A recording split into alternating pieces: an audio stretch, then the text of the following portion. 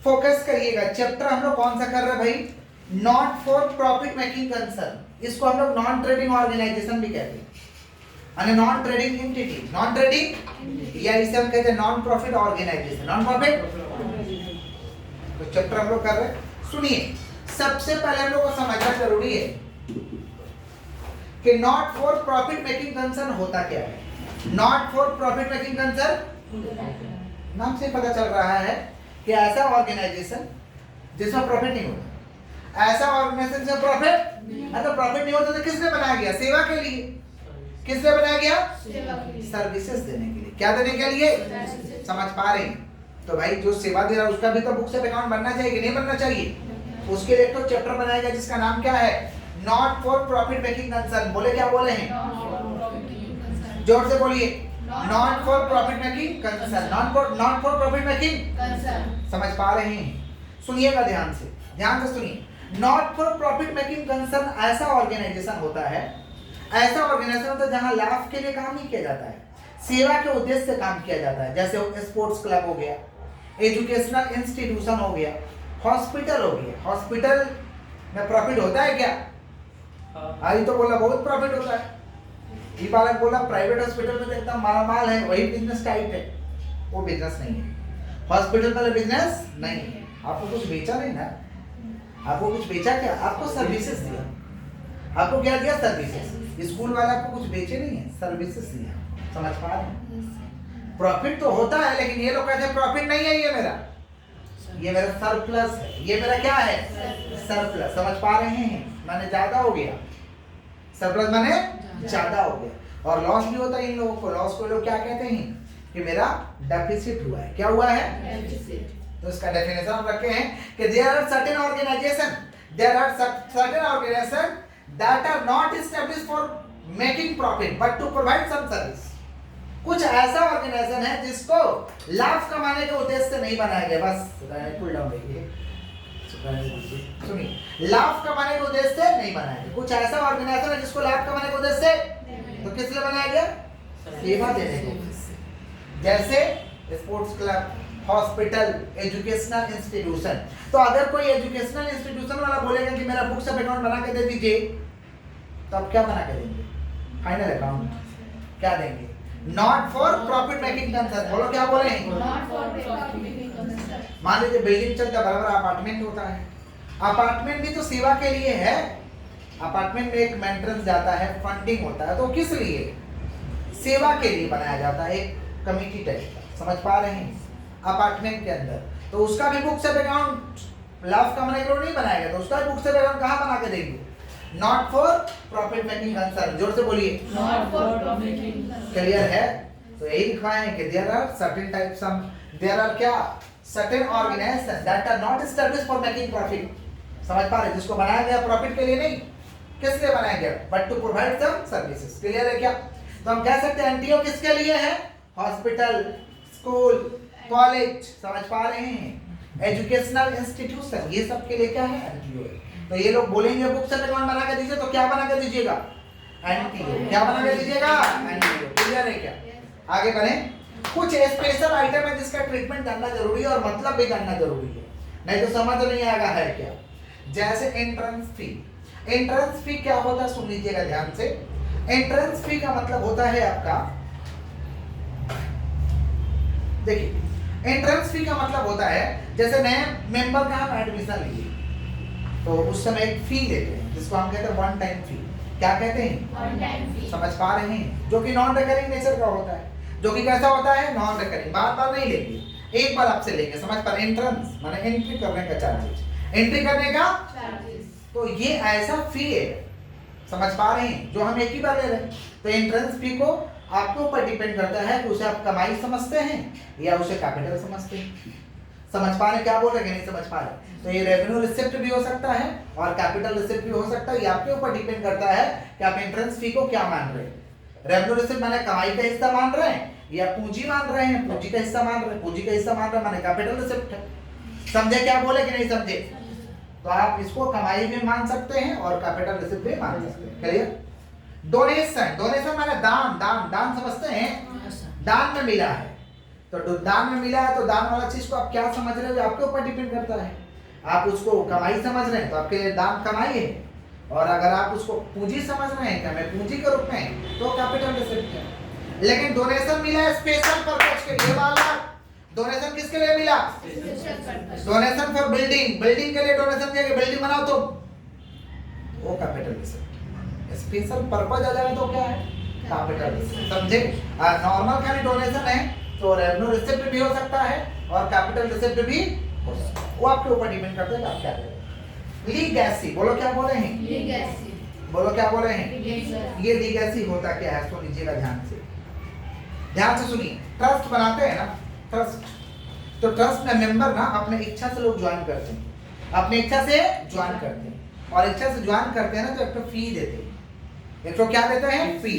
तो ट्रस्ट में जो मेंबर ज्वाइन कर रहा है और एक तो फी दे रहा है, ऑलवेज वो कैपिटल रिसिप्ट होगा, उसे कहते हैं लीगेसी। क्या कहते हैं? लीगेसी। समझे क्या बोले? लीगेसी का मतलब क्लियर है क्या? नेक्स्ट क्या भैया? इंडोमेंट्स, बोलो क्या बोले हैं? ए डोनर पैसा दिया लेकिन बोला कि काम के लिए इस्तेमाल करना, हम पैसा दे रहे हैं काम के लिए इस्तेमाल करना, पैसा इधर उधर इस्तेमाल किया तो दिक्कत है। दान दिए लेकिन हम इंस्ट्रक्शन दे दिए कि ये चीज के लिए आपको पैसा इस्तेमाल करना होगा, इसको कहते हैं इंडोमेंट्स। क्या कहते हैं? नहीं समझे? डोनर जो दान देगा उसे क्या कहते हैं? डोनर। क्या कहते हैं? तो डोनर बोल दिया कि ये काम के लिए इस्तेमाल करना, माने ये काम के लिए इस्तेमाल करना, इसको कहते हैं इंडोमेंट्स। क्या कहते हैं? समझ पा रहे? ये कौन सा रिसिप्ट है भैया? Capital receipt. कैपिटल रिसिप्ट माने पूंजी का पार्ट है। किसका पार्ट है? पूंजी का। जो कैपिटल रिसिप्ट हो लायबिलिटी में जाता है, जो कैपिटल रिसिप्ट हो कहां जाता है? और रेवेन्यू रिसिप्ट कहां जाता है? इनकम में। रेवेन्यू रिसिप्ट कहां जाता है? और कैपिटल रिसिप्ट कहां जाता है? लायबिलिटी। कहां जाता है? मतलब बढ़िया से समझिएगा। Life membership fee, life membership fee का मतलब हमें एक बार फी दे दिए पूरे लाइफ के ज्वाइन करके, तो ये कैपिटल रिसिप्ट भी हो सकता है, रेवेन्यू रिसिप्ट भी हो सकता है, ये आपके ऊपर डिपेंड करता है। सब्सक्रिप्शन, सब्सक्रिप्शन का मतलब होता है फी, फी चंदा, चंदा फी, सालाना हम फी लेते हैं, इसको कहते हैं सब्सक्रिप्शन। क्या कहते हैं? समझ पा रहे आप लोग? जो फी लेते हो सब्सक्रिप्शन ही तो है, समझ रहे? देखते हैं ना किसी आपका बोलते हैं सब्सक्रिप्शन लो, अरे पहले पेड करो इसके लिए तब सेवा देंगे। समझे? किसका बात कर रहे हैं? सब्सक्रिप्शन। किसका बात कर रहे हैं? ये हमेशा रेवेन्यू रिसिप्ट होता है, ये हमेशा कौन सा रिसिप्ट होता है? ए सब्सक्रिप्शन को देना बाकी रखा है, सब्सक्रिप्शन देना बाकी रखा मैंने पैसा मिलना है, पैसा, और जब पैसा हमको मिलना होता है तो एसेट होता है। आउटस्टैंडिंग तो हमेशा सुने हो ना कि लायबिलिटी होता है, सुने हो, लेकिन आउटस्टैंडिंग एक्सपेंस लायबिलिटी होता है। सुन लो बढ़िया से कान खोलकर, आउटस्टैंडिंग एक्सपेंस क्या होता है? लायबिलिटी। खर्च बाकी है तो लायबिलिटी है, और वही इनकम बाकी है तो मिलने वाला है ऐसे। तो सब्सक्रिप्शन तो इनकम है ना जी, सब्सक्रिप्शन क्या है? तो कोई भी इनकम अगर बाकी है तो एसेट होता है।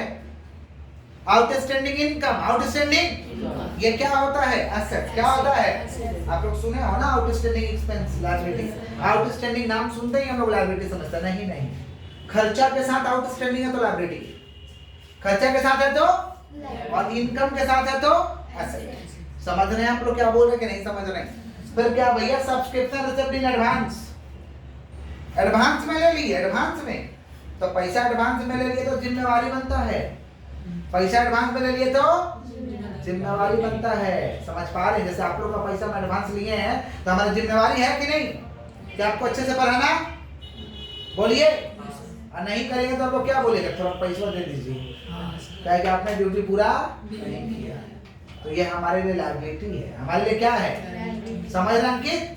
क्या बोल रहे? समझ में आ रहा? आपसे हम पैसा ले लिए एडवांस में और आपको हम नहीं पढ़ाएं तो आप हमको छोड़ दीजिएगा, क्या बोलेगा? पढ़ाए तो नहीं है तो आप पैसा दीजिए पहले, इधर होगा कि नहीं होगा ऐसे? क्योंकि वो हमारे लिए लायबिलिटी है, हमने आपका ड्यूटी पूरा नहीं किया, हमने आपका ड्यूटी पूरा, इसी को हम कहते हैं सब्सक्रिप्शन रिसिप्ट इन एडवांस। जोर से बोलो, जोर से बोलो, ये क्या होता है? लायबिलिटी। एडवांस तो हम लोग हमेशा एसेट सुने हैं, एडवांस तो एसेट सुने हैं, तो एडवांस अगर खर्चा है, एडवांस अगर एसेट है, एडवांस खर्चा है तो, और एडवांस इनकम है तो भाई जिम्मेवारी हो जाता है, नहीं करोगे तो देना पड़ेगा, नहीं करोगे तो पैसा वापस करना होगा। तो अगर इनकम है एडवांस में, प्रीपेड सुने हो ना, एडवांस माने प्रीपेड, अगर खर्च प्रीपेड है तो एसेट, खर्च प्रीपेड है तो एसेट, लेकिन इनकम प्रीपेड है तो क्या हो जाएगा, लायबिलिटी। क्या हो जाएगा, नहीं समझे? समझे क्या बोले? जिम्मेवारी निभाइए, आपका लायबिलिटी खत्म हो जाएगा। जैसे आप लोग का जो हम जिम्मेवारी लिए हम निभा देंगे, हमारा लायबिलिटी खत्म हो जाएगा। हो जाएगा कि नहीं हो जाएगा? नहीं तो लायबिलिटी रहेगा वो। समझे? Clear clear? आगे बढ़े, बोलिए।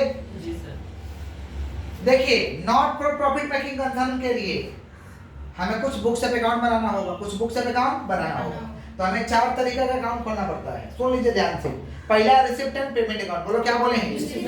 रिसिप्ट एंड पेमेंट अकाउंट से हम लोग निकालते हैं क्लोजिंग कैश और बैंक अकाउंट। क्लोजिंग कैश और बैंक पता करते हैं किससे? रिसिप्ट एंड पेमेंट से। किससे पता करते हैं? कब बनाएंगे रिसिप्ट एंड पेमेंट? जब दिया रहेगा इनकम एक्सपेंडिचर। जब दिया रहेगा या बोलेगा बनाओ रिसिप्ट एंड पेमेंट, तो बनाएंगे रिसिप्ट एंड पेमेंट। क्लियर? दूसरा इनकम एंड एक्सपेंडिचर अकाउंट। दूसरा कौन सा? इनकम एंड एक्सपेंडिचर अकाउंट से पता करते हैं कि कितना सरप्लस हुआ और डेफिसिट हुआ। सरप्लस माने फायदा और डेफिसिट माने लॉस। डेफिसिट माने लॉस। और तीसरा हम लोग बनाते हैं कभी-कभी ओपनिंग बैलेंस शीट। क्या बनाते हैं? ओपनिंग बैलेंस शीट किस लिए बनाते हैं? कैपिटल फंड को निकालने के लिए। पूंजी कितना है? पूंजी कितना है? पूंजी को निकालने के लिए क्या बनाते हैं? Opening balance sheet. क्या बनाते हैं? और क्लोजिंग बैलेंस शीट क्यों बनाते हैं? बैलेंस शीट से ही तो पता चलेगा कि ये वाला ऑर्गेनाइजेशन बढ़िया है कि खराब है। किसी को बोले हो ये धनी है ये गरीब है? नहीं बोले कभी। क्या बात कर रहे? बोले तो होंगे। पड़ोसी को नहीं बोले बहुत गरीब है, ये बहुत अमीर है, बहुत पैसा है बाबा लोग के पास। बोलते हैं ना?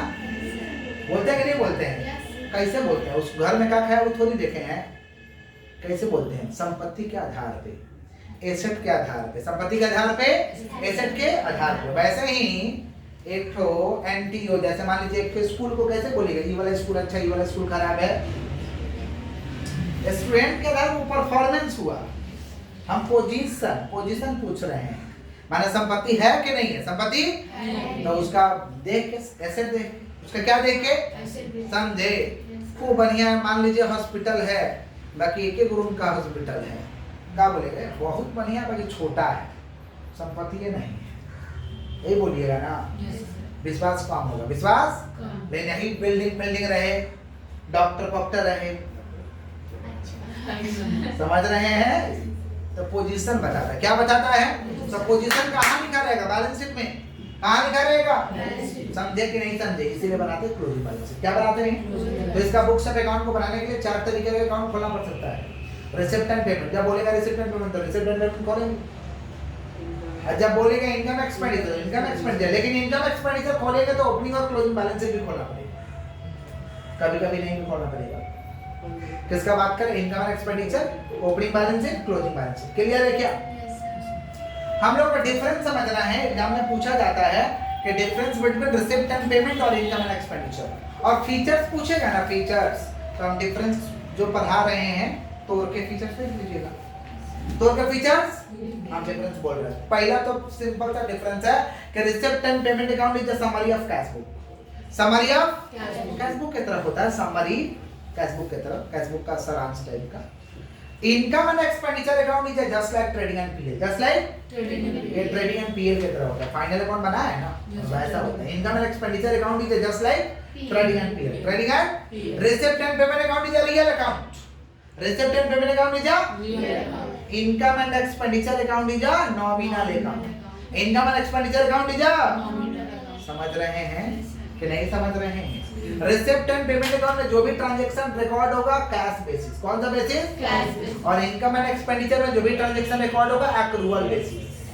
कैश बेसिस माने खाली नगदी रिकॉर्ड होगा, एक्रूअल माने दोनों रिकॉर्ड होगा, नगदी भी बाकी भी, नगदी भी और इसको कहते हैं एक्रूअल बेसिस। क्या कहते हैं? एक्रूअल। समझ रहे हैं कि नहीं समझ रहे हैं? बोलिए। अच्छा, रिसिप्ट एंड पेमेंट अकाउंट से हम क्या फाइंड आउट करेंगे? Receipt and payment account find out closing cash और बैंक। क्लोजिंग कैश और इनकम एंड एक्सपेंडिचर से क्या फाइंड आउट करेंगे? सरप्लस और डेफिसिट। सरप्लस और क्लियर है क्या? वापस से बोल देते हैं। Receipt and payment account is a summary of cash book. Income and expenditure account is just like trading and PL. Receipt and payment account is a real account. Income and expenditure account is a nominal account. समझ रहे हैं कि नहीं समझ रहे हैं? Receipt and payment account में transaction कैसे रिकॉर्ड करेंगे? Cash basis. कैसे करेंगे? इनकम एंड एक्सपेंडिचर में ट्रांजैक्शन कैसे रिकॉर्ड करेंगे? Accrual basis. कौन सा बेसिस?